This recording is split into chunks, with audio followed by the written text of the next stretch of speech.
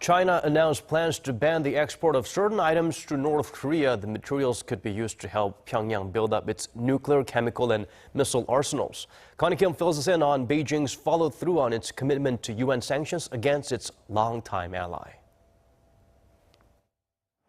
China's Ministry of Commerce has expanded the list of items banned for export to North Korea in an effort to prevent Pyongyang building more weapons of mass destruction.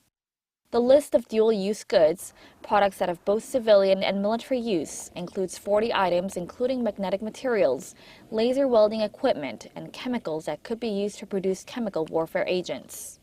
The ministry said the new list is in line with UN sanctions adopted in March as punishment for Pyongyang's nuclear test early this year.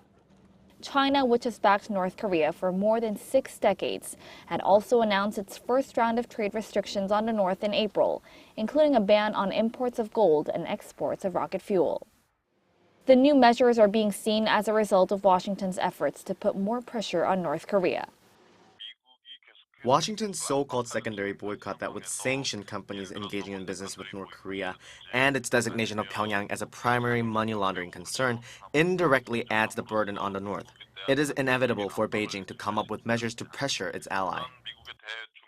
Chinese President Xi Jinping told his U.S. counterpart that Beijing will fully implement the UN sanctions on the North during economy strategy talks with Washington last week.